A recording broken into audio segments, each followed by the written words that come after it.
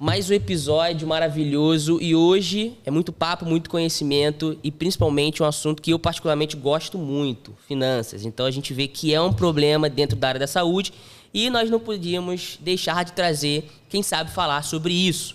Então nós trouxemos hoje a Iter Grupo.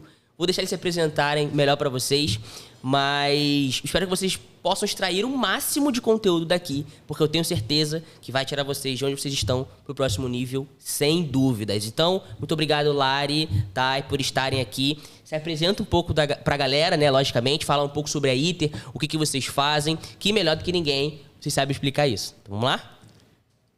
Obrigada. Eu vou começar. Sou Thayane, prefiro que me chamem de Thay, fica mais fácil. Sou sócia da Iter, junto com a Lari, e a gente atua no planejamento financeiro para médicos. Hoje a gente tem cerca de 95% do nosso público é médico, são profissionais de saúde, né, como um todo. Sim. Acho que ao longo do episódio a gente vai poder conversar um pouquinho mais o que a gente faz especificamente, mas nosso objetivo é ajudar eles a alcançarem a liberdade financeira. Boa, perfeito. Bom, prazer, eu sou a Lari. A Iter nasceu exatamente porque a gente trabalhava muito com esses profissionais de saúde e a gente entendeu que eles sabem fazer, exercer bem a profissão deles, mas eles não sabem como organizar a vida financeira. Então, a ideia é realmente trazer esse cenário de organização financeira para a vida desses profissionais para que eles possam ter essa liberdade financeira lá na frente. É porque é o que eu sempre digo, né? A faculdade ela ensina muitas coisas que são de suma importância, mas o principal... que não é o papel delas, elas não ensinam, que muitas das vezes é sobre negócios, finanças principalmente, gestão dessas finanças. Então, a gente vê que é de fato uma dificuldade. Então, bom, eu quero abrir com vocês, eu separei algumas perguntas que a gente tem escutado bastante com a nossa base de clientes. Então, acho que é legal a gente trazer essa visão, principalmente para quem está assistindo a gente. Então, a gente tem um público de pessoas que estão começando agora na profissão e pessoas que também já estão, mas a gente sabe que falta alguma coisa. Então, eu quero começar... fazer uma pergunta bem simples aqui para vocês. Thay ou Lari, por que um médico que fatura 50 mil por mês pode estar quebrando? Isso é uma vírgula que sempre pinta na minha cabeça. Às vezes a gente fala, quando a gente vai fazer uma reunião, né, de alinhamento, a gente vai entender, cara, peraí, 80 mil de faturamento esse mês, mas o cara tá desesperado, o cara parece que nem... Então, assim, eu quero entender um pouco, talvez, qual o problema disso, onde que isso acontece, essa fenda é aberta ali, para que ele não veja, de fato, o fruto do trabalho dele. Isso é muito comum, né? O que a gente falou, a gente começou a trabalhar com organização financeira exatamente porque a gente atendia muitos médicos e a gente via essa realidade de 50, 60, 70, 80 mil de renda e as pessoas completamente desorganizadas, sem reserva financeira.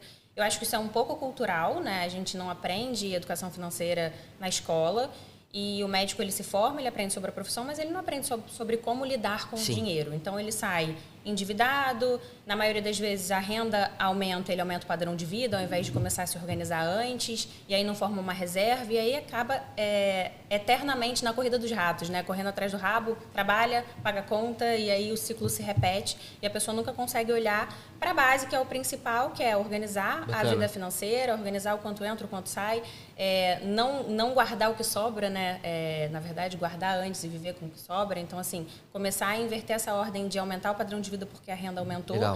E começar, de fato, a organizar para ter essa liberdade financeira lá na frente. Bacana. Eu ia só complementar que a gente tem um dado estatístico, 72% dos médicos já têm a renda comprometida. É um dado de 2024, né, mas é o mais recente que a gente tem. Então, nesse contexto que a Lari estava falando e que a gente vê muito na prática, nunca é sobre o quanto a pessoa ganha, e sim sobre o quanto a pessoa gasta. Então, o que a gente vê é que não adianta ganhar mais se a pessoa não se organiza e não consegue entender o que acontece na vida financeira dela. Porque ela vai gastar, vai continuar gastando. E o que a gente vê hoje é exatamente isso. As pessoas já saem, o que tem de despesa fixa e dívida, já pega praticamente o salário inteiro. E as pessoas não sabem para onde o dinheiro vai. Legal. E eu concordo. A gente escutou semana passada numa reunião que foi exatamente o seguinte... a gente bateu a meta, né, com um determinado cliente. Ele falou assim, pessoal, qual é a meta do próximo mês? Definimos a meta. Final da reunião, falou assim, gente, vamos que eu já tô contando com essa meta do próximo mês, hein? Falei, hã? Ele já tá contando com dinheiro que ele nem sabe se ele vai fazer, que depende de N fatores. Então, assim, qual o maior erro financeiro, né? O erro mais comum que vocês veem dentro, principalmente, dessa área dos profissionais de saúde, né? Porque a gente tem uma máxima de que eles ganham muito, mas no final do dia parece que ganharam nada. Então, qual o maior erro, o erro mais comum que vocês veem no dia a dia de vocês? Não conhecer os próprios números. Eles não sabem, muitas vezes, o quanto ganham. O médico que tem uma renda variável por N fatores, né? Seja porque trabalha em consultório e depende dos pacientes, ou porque faz plantão, enfim, ele normalmente recebe de múltiplas fontes e ele não sabe o quanto aquilo totaliza. Então, se você não sabe o quanto você ganha, você não sabe o quanto você gasta, você vive completamente no limbo. Você sabe que você precisa ganhar mais e a gente brinca que é como se estivesse numa rodinha, sabe? Quando você corre, não sai do lugar. Porque a pessoa trabalha, ganha dinheiro e gasta. E isso vem muito da base, como a gente já falou antes. Aqui no Brasil, a gente não tem educação financeira, não é só na faculdade, no colégio. Isso a única coisa que a gente tem certeza que todas as profissões vão usar é o planejamento financeiro, porque todo mundo vai trabalhar para ganhar dinheiro e vai ter que pagar a conta. Então, a gente vem desse problema de base, onde as pessoas não aprendem a administrar esse dinheiro. O público médico, ele é extremamente abordado, porque todo mundo sabe que tem potencial de ganhar bem. Então, eles já se formam, começam a dar plantão, começam a ganhar muito dinheiro e aí vem profissional de todos os lados. Toma aqui, faz um consórcio, compra um carro financiado, assume essa dívida, compra uma casa, compra tudo. Então, eles começam a fazer coisas antes de ter, porque eles têm essa promessa de que eles vão ganhar muito. Então, eles já começam a assumir muita responsabilidade financeira desde o início. Só que o médico, ele se forma, começa a dar plantão, ganha muito dinheiro, mas depois ele vai se especializar, depois ele vai fazer a residência. Então, essa renda vai cair. E aí ele já fez uma dívida, só que ele tinha como pagar a parcela. Agora ele não tem mais, porque a bolsa da residência, é muito baixa. E aí ele começa a dar plantão, final de semana e trabalhar muitas horas por dia, começa a ficar num estado de exaustão e aí já começa a carreira completamente errada, sabe? É o que a gente mais vê. E acho que até usando o seu exemplo, você falou da sua cliente que já tem projetado ali uma meta maior para o mês seguinte, mas já está contando com esse dinheiro. Sim. É o que acontece no público do profissional. Acho que com a maioria dos profissionais de saúde que já contam que está entrando mais dinheiro, mesmo sem conhecer de fato os números. E aí, se está entrando mais dinheiro, eu posso gastar mais. E aí a pessoa realmente não faz nenhum tipo de planejamento, não conhece exatamente quais são os números, e aí começa a gastar mais. Compra um carro, muda para um lugar que tem um aluguel mais caro, ou compra uma casa. E aí vai virando uma bola de neve, né? Começa a não sobrar literalmente, no mês seguinte ela precisa trabalhar mais para suprir, porque ela está aumentando cada vez mais aquele padrão de vida. E eu tenho um exemplo muito interessante disso. Eu me lembro quando eu era mais novo, o meu pai, ele era gerente geral da loja Americanas na época, e sempre rolava aqueles bônus assim por mérito, né, do profissional, e rolava aqueles bônus. Ele às vezes ganhava ou era uma viagem, ou era um cheque de 10 mil reais na época. Então eu me recordo sempre que era o seguinte: se meu pai ganhasse um bônus financeiro, por exemplo, já tinha o salário dele que era normal, a gente vivia naquele formato, naquele padrão. E se ele ganhasse esse bônus, ele chegava pra gente e falava assim, agora vamos supor que o bônus é 5 mil. A gente tem 5 mil a mais para gastar esse mês, tá? Hoje em dia eu penso assim, a gente não tinha 5 mil a mais. A gente tinha um dinheiro que a gente não estava esperando, né? Então era um dinheiro que talvez poderia ser revertido para uma segurança nossa, pessoal, e não era. Então, eu vejo muito disso, sabe? Então, a gente vê que há um problema. Toda vez que a gente tem um cliente, principalmente a galera puxar um pouco para o nosso lado da harmonização, eles têm muito essa ânsia, essa necessidade de ter, de parecer ser. Então, muitas das vezes eles se endividam ou atingem determinada meta e acredita que, eu ganhei 10 mil, 10, 15, 20 mil a mais do que eu planejei ganhar esse mês. Então, eu preciso gastar. Então, o que como um conselho, assim, por exemplo, Lari, eu tinha uma meta de faturar 50 mil. Esse mês eu consegui faturar 70. O que vocês aconselham para esse tipo de profissional? Porque eu lembro que no começo, não me recordo se foi a Lari ou se foi a Thay, que deixou uma frase, acho que foi a Lari, que é viver, né, com o que sobra ou viver depois da... que a gente me fala recorda muito sobre. Que a gente trabalha com... Pague-se primeiro, né? A pessoa, quando conhece esses números, ela precisa saber o que ela precisa fazer para atingir os objetivos dela e atingir a liberdade financeira. Sim. Então, na verdade, o processo tem que ser o inverso, né? É viver com o que sobra.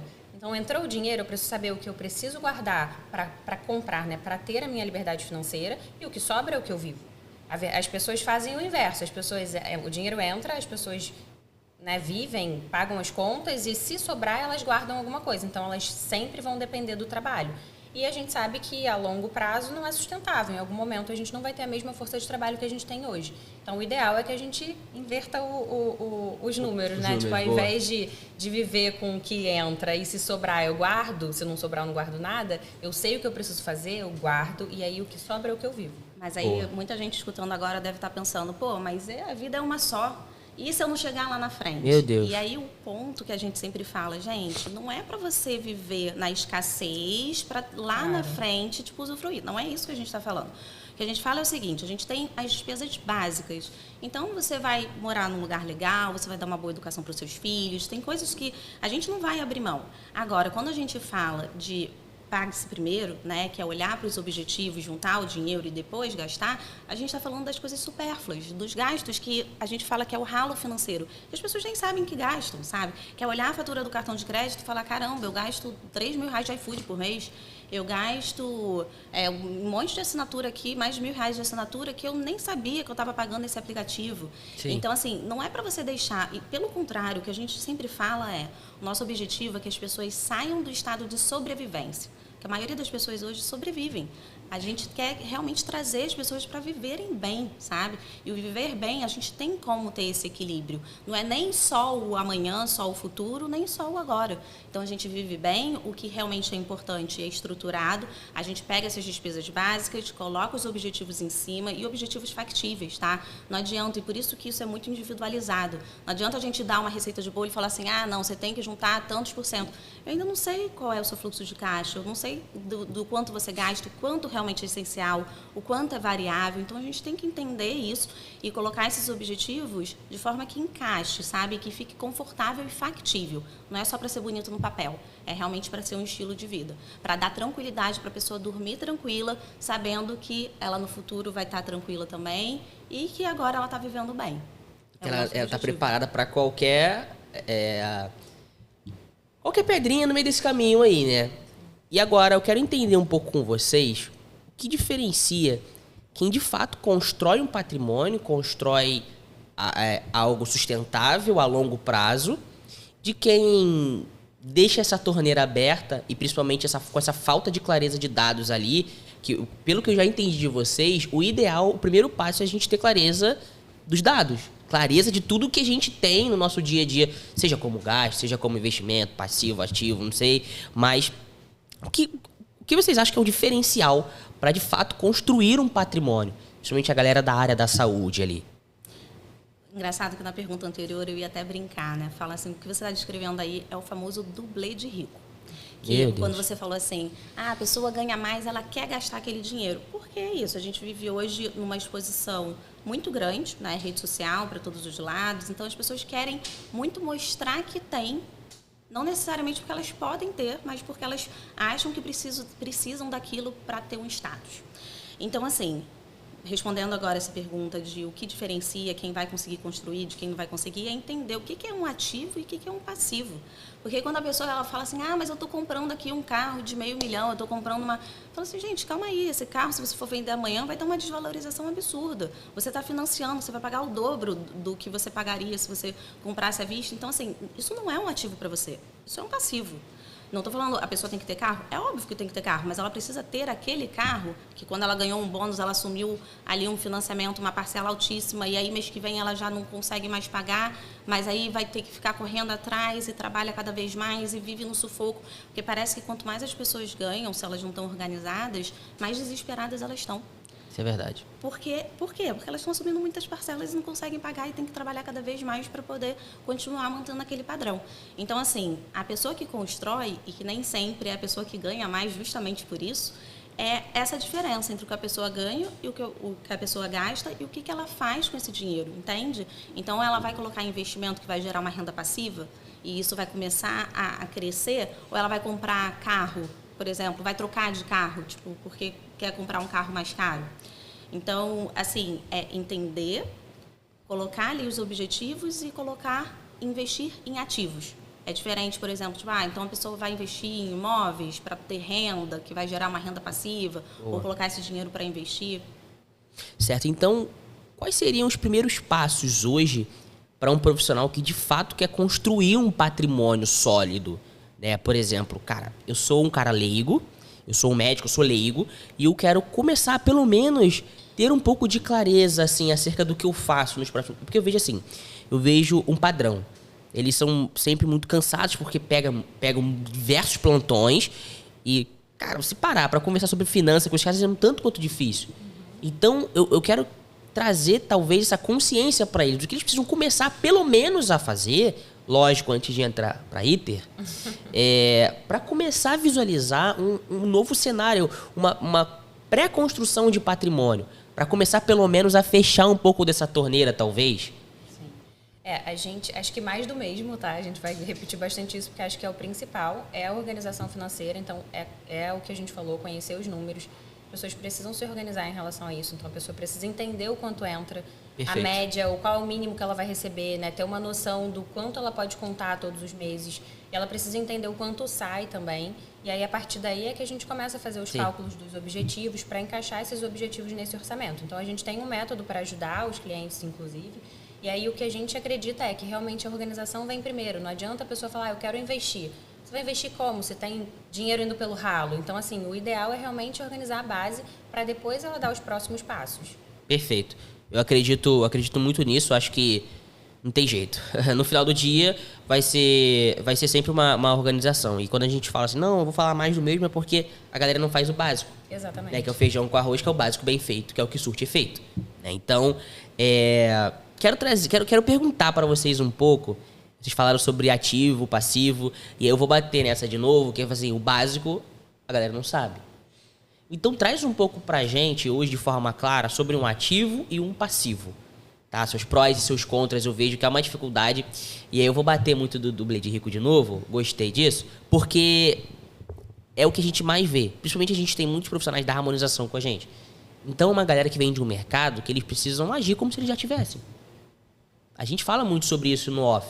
Eles precisam, a todo custo, mostrar que eles têm, que eles são.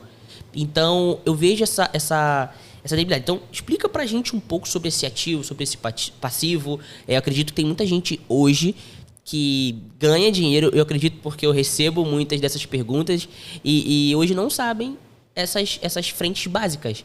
Então, às vezes, é uma clínica que abre no momento errado.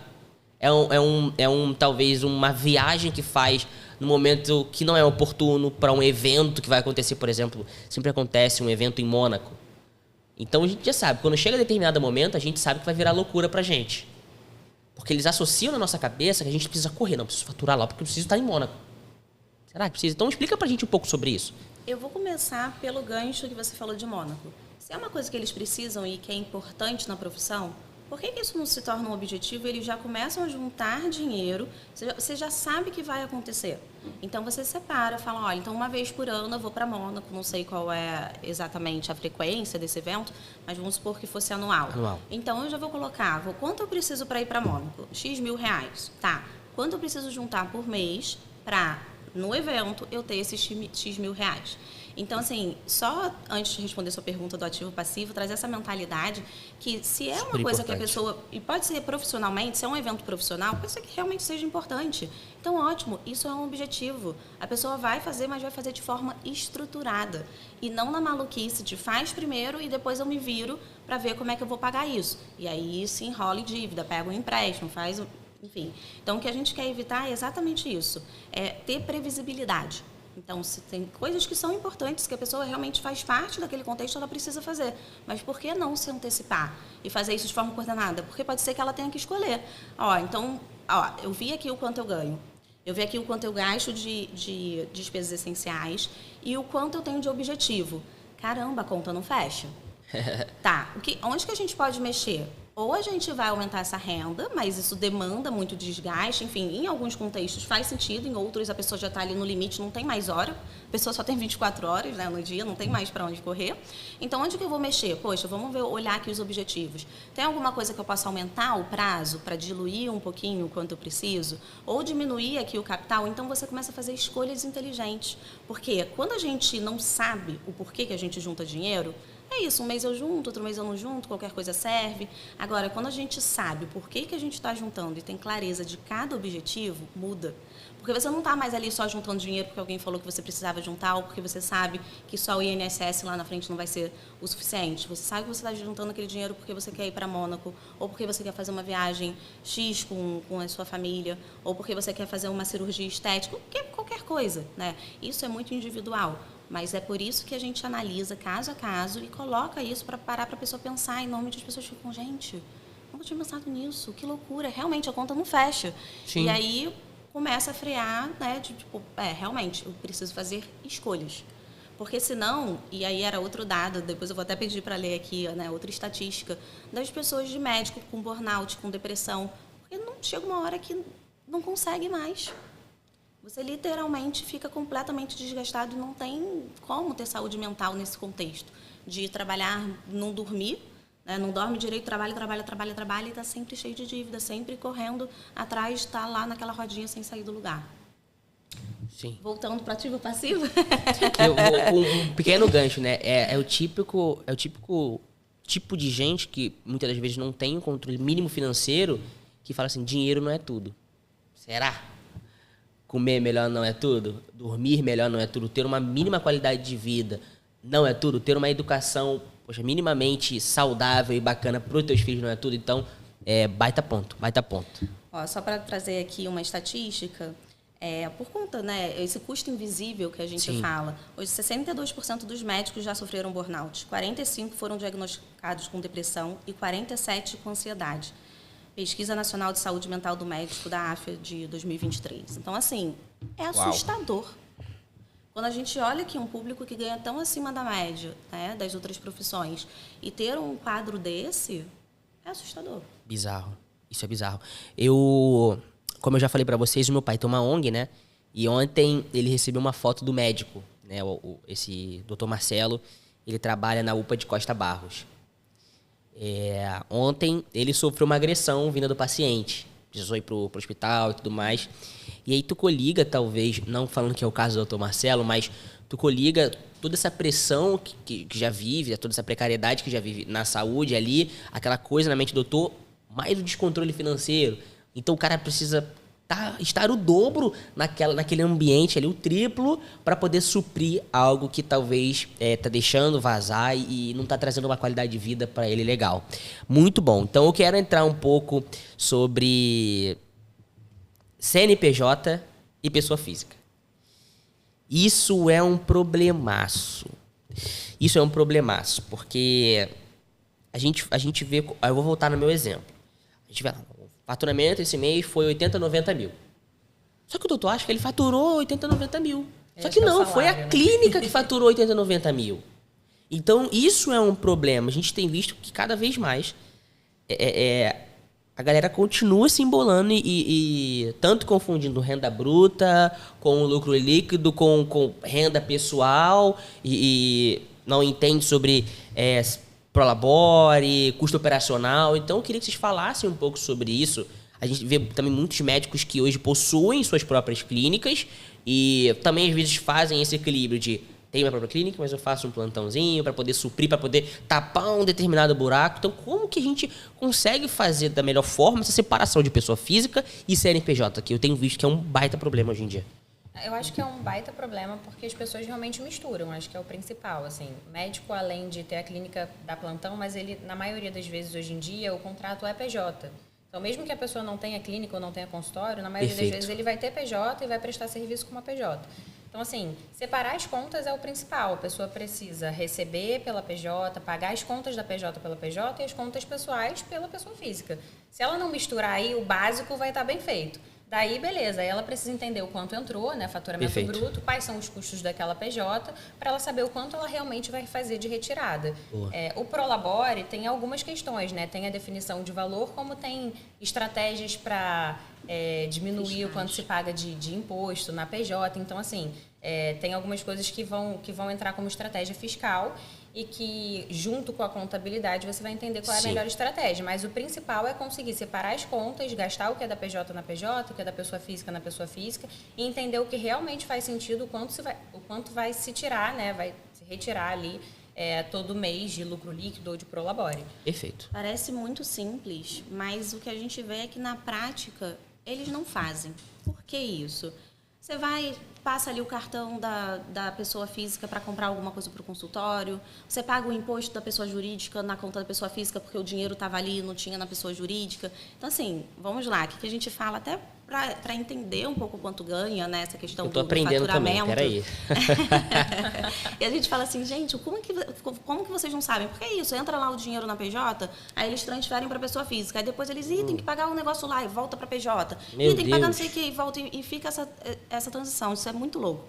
Então, o que a gente tem que pensar? Pessoa jurídica. E aí, tanto para quem tem consultório, quanto para quem não tem, que nem a Lari falou, tipo, muito médico hoje faz plantão, recebe tudo pela PJ. Então, o que a gente tem que pensar?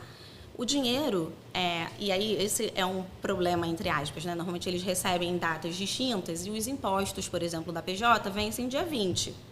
E aí a pessoa pensa, pô, uma pessoa que, né, e a maioria das pessoas que não são organizadas falam, gente, eu vou pagar esse imposto do dia 20 com o que está entrando agora novo nesse mês. Não é com o que eu faturei mês passado, que eu deveria, que esse imposto do dia 20 é referente ao que ele faturou no mês passado. Então, o que a gente fala, gente? Recebeu? Você já sabe que você vai ter que pagar ali os impostos e o custo operacional, se você tiver, né, no caso de um consultório, de uma clínica. Então, a gente tem que tirar tudo isso, porque você tem que saber que você só pode passar para a pessoa física o que realmente sobra. Né? Então, você já tem que considerar esses impostos. Então, quando a gente fala, tipo, porque muitas vezes, por que ele confunde, ele acha que faturou 80 mil, que nem você falou? Porque ele transfere para a pessoa física e depois ele vai voltando ou vai pagando com o que ele vai recebendo de novo na PJ as despesas do mês anterior. Quando não paga na pessoa física, né? Não paga na pessoa física. Meu Deus. Então, assim, primeira coisa, que foi o que a Lari falou, precisa, gente, é isso. Ah, mas eu não tenho cartão de crédito na minha PJ. Ótimo, então você vai pagar tudo da sua PJ no Pix da sua PJ. Sim. Você não vai pagar da sua pessoa física. Ah, mas eu quero ganhar vantagem no cartão de crédito. Isso nem pode. Depois isso vai dar um problema muito maior se você for pego lá na frente. Gostei disso aqui.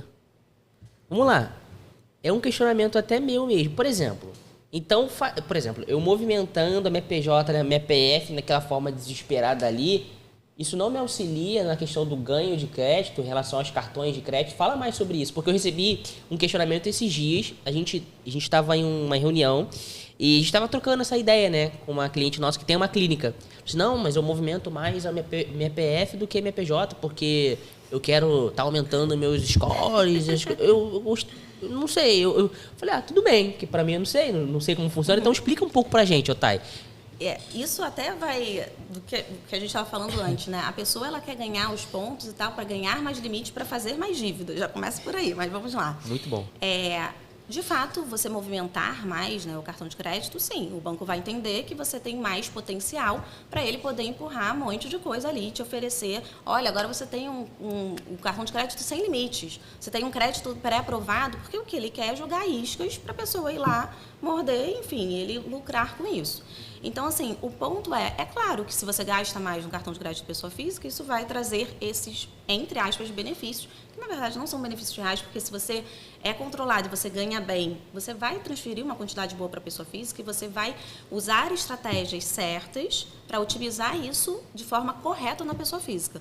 O ponto é que quando você faz coisas da sua empresa na sua pessoa física, isso não pode. E ainda mais agora que a gente está mudando a legislação, cada vez mais isso vai ficar difícil, vai ficar mais fácil de ser pego, tá? Então, assim, o que é despesa da pessoa jurídica, e é até mais vantajoso, de fato, algumas despesas estarem lá na jurídica, porque você consegue descontos, tá? E a gente consegue, com várias estratégias fiscais, melhorar essa questão, tipo, tá no lucro real, botar o plano de saúde, que de fato é da pessoa jurídica. Então, tem coisas que realmente entram lá, e que são de lá, né? E tem que estar lá. Agora, o que a pessoa faz para gastar mais no cartão pessoa física, pensando em aumentar o limite aqui, mas é da pessoa jurídica, é loucura. Ela perde muito mais com isso do que se estivesse fazendo o correto, usando tudo da pessoa jurídica, tá?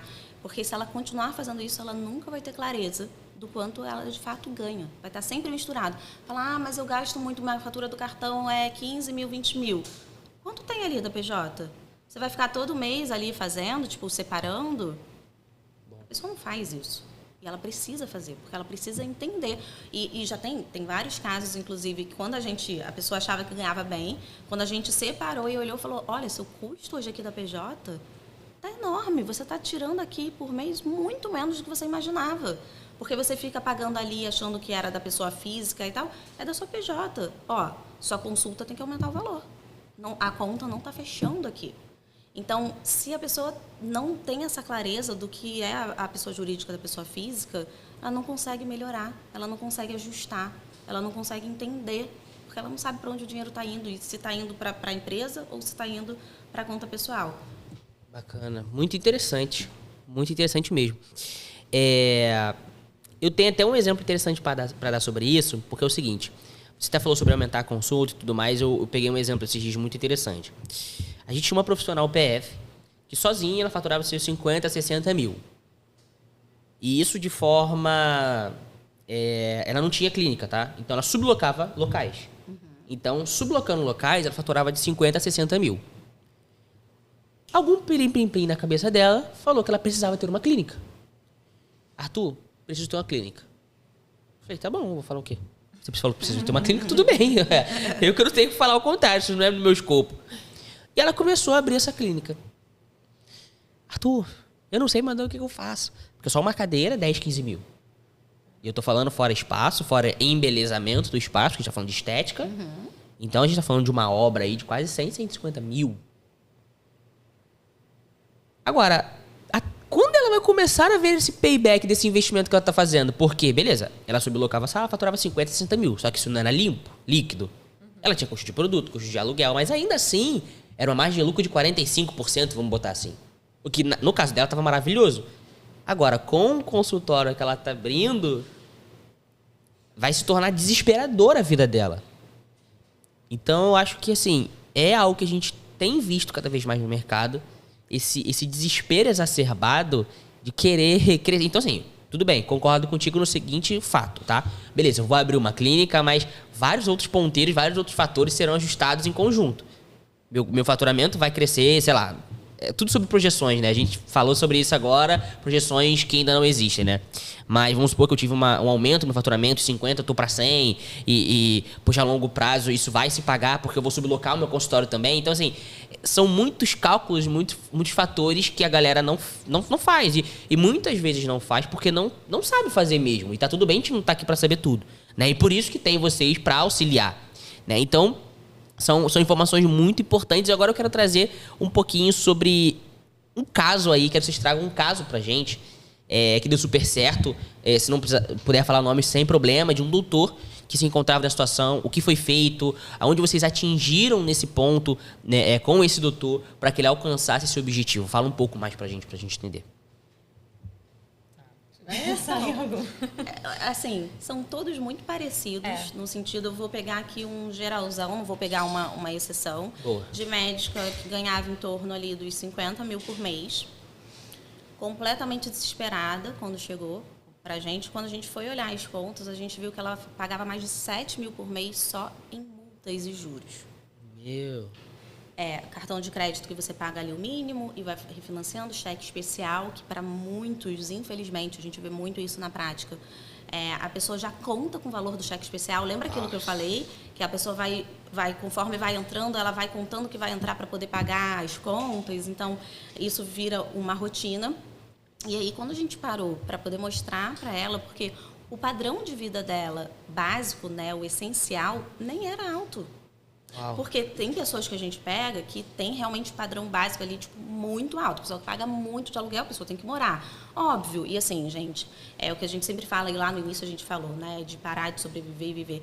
Para a gente mexer numa parte mais, tipo, trocar filho de escola, trocar onde a pessoa mora, realmente tem que ser algo muito urgente, sabe? Assim, tem que estar numa situação muito, muito crítica. E normalmente a gente mexe lá na ponta, no supérfluo, um monte de coisa que a pessoa nem sabe que gasta e já melhora Sim. muito. E no caso dela, ela tinha esse padrão baixo. Então, ela ganhava ali 50, gastava por mês de despesa essencial, tipo, cerca de 10 mil. Para onde que estavam esses outros 40? Então, a gente viu que só 7 mil era só de multa, todos os meses, juros e multa. Todos os meses, 7 mil reais. Uma coisa que é muito comum, desculpa até te cortar, mas que a gente vê muito, acho que é um caso que já soma, às vezes a pessoa paga juros e multa, esse valor alto, e tem uma coisa que está sendo muito comum hoje em dia também, é a pessoa pagar contas no Pix Crédito. E aí a pessoa, mas é uma taxa baixinha. não é tão baixinha assim. E aí, no final das contas, já é Deus. mais um Sim. valor, além de juros e multa, que a pessoa está jogando para frente. É como se ela estivesse pegando um empréstimo, refinanciando alguma coisa, enfim. Tem uma taxa em cima e vai aumentando o valor do dinheiro que está indo para o ralo, né? Exatamente. E muito disso é porque, tá? A conta não fecha? Como funciona isso? A conta não fecha porque a pessoa não sabe o quanto ela gasta e ela tá ali só no desespero, tipo, e continua comprando, continua pagando ali os juros e ela não sabe por quê, porque ela não consegue identificar aonde é que está o problema. Então, nesse caso específico, que é o mais comum, não tão essa diferença que nem eu falei, né, de 10 para 50 de gasto essencial, mas normalmente a pessoa gasta menos, assim, tem um padrão de vida ok para o quanto ela ganha, mas quando a gente olha, poxa, onde que estão os outros 40, né? Por que está saindo tanta coisa aqui? E compulsão por compras. Porque as pessoas, e nisso de viver de aparência, e você fala assim, gente, é muito doido, o que as pessoas fazem? E aí, vamos lá, né? É um pouco polêmico o que eu vou falar aqui agora, mas se a gente vê os maiores especialistas de internet, tal, o pessoal sempre fala, gente, se você vai comprar, tipo, à vista, é o mesmo valor de parcelado, parcela no máximo de vezes, porque é vantajoso. Se a gente for olhar só na teoria, é mesmo muito vantajoso. Poxa, o cartão está ali te emprestando um dinheiro de graça, sem juros, né? Você não tem desconto pagando à vista, então vamos parcelar. Só que na prática, o que acontece? As pessoas que não têm conhecimento financeiro e não têm esse controle, elas vão parcelando. E olha que curioso no caso dessa cliente, né? Mesmo depois que ela começou a fazer a consultoria, ela começou a identificar várias coisas e parou realmente de fazer novas compras, o cartão de crédito dela já estava comprometido para o próximo ano. Quando a gente olha as faturas futuras, né? Lá você consegue olhar no seu aplicativo do banco, enfim, da sua corretora, você vê lá as faturas futuras, tinham faturas altíssimas, porque ela já tinha tanta coisa que ela tinha comprado no passado parcelada, que ela não tinha ideia. Então, se você já tem esse compromisso e você continua comprando, realmente a conta não fecha. Então, assim, primeiro identificar, parar para olhar para o problema. Tem gente que já sabe que ele existe, tem gente que não sabe. Ou sabe, tipo assim, eu sei que a conta não está fechando, tá, mas por que a conta não está fechando? E tinha coisa de uma reforma que ela tinha feito lá atrás. Que aí você compra um monte de imóveis de casa e tal, mas por quê? Fez sem planejamento.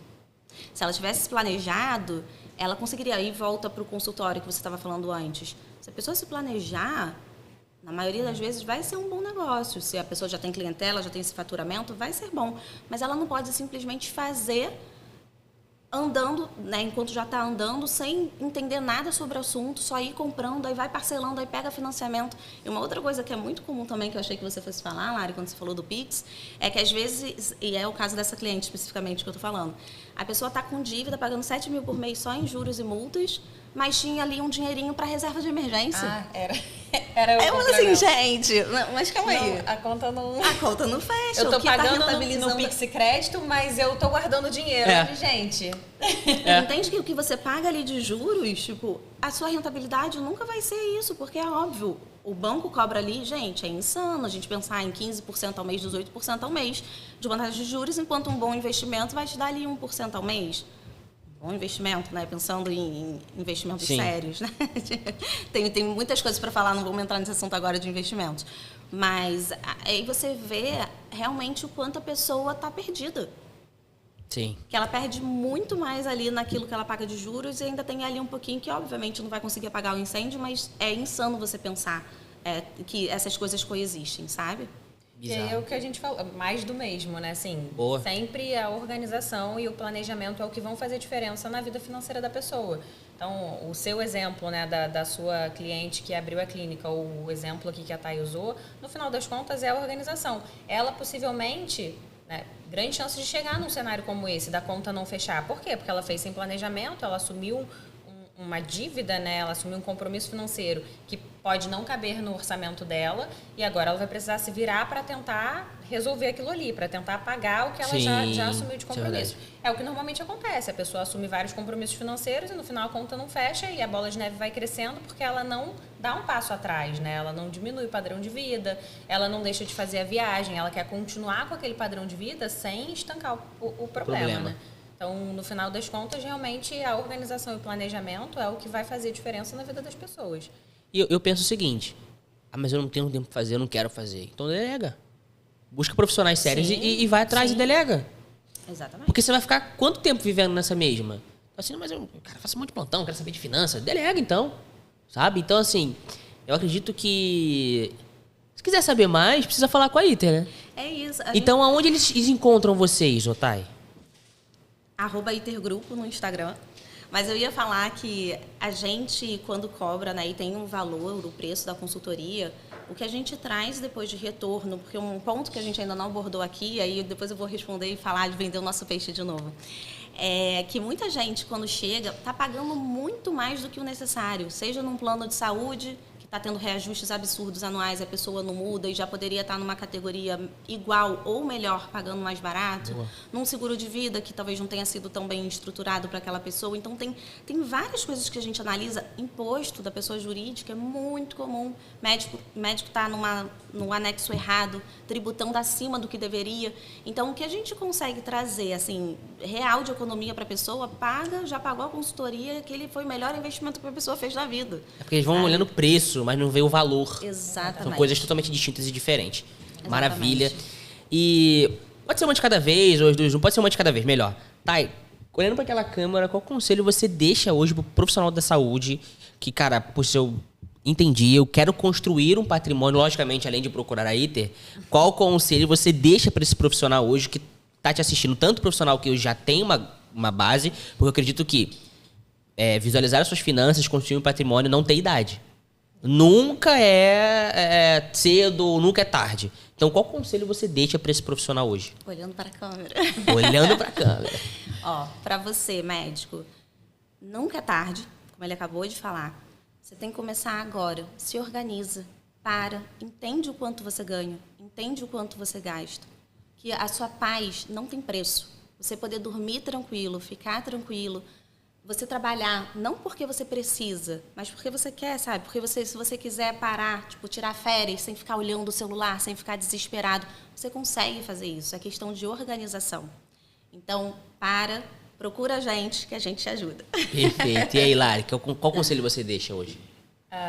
Bom, acho que realmente olhar para a organização financeira, olhar para a base, entender o quanto entra, o quanto sai, se planejar para você ter a liberdade financeira lá na frente. Eu acho que nada paga esse momento. Ou trabalhar porque você quer e não porque você precisa, não precisar ficar nessa loucura de trabalhar demais e esgotado. Então, acho que esse é o principal. Se precisar de ajuda, procura a gente, @itergrupo. Perfeito. Então, você, profissional da saúde, que quer alavancar, porque a gente sempre atrela alavancar com faturar mais. Mas não, às vezes a gente tem um bom faturamento, só não é bem reaproveitado.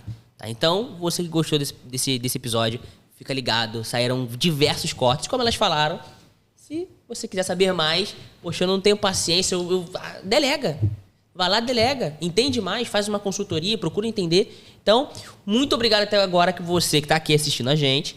Fique ligado nos cortes, segue a Iter Grupo, que no próximo episódio nós falaremos mais.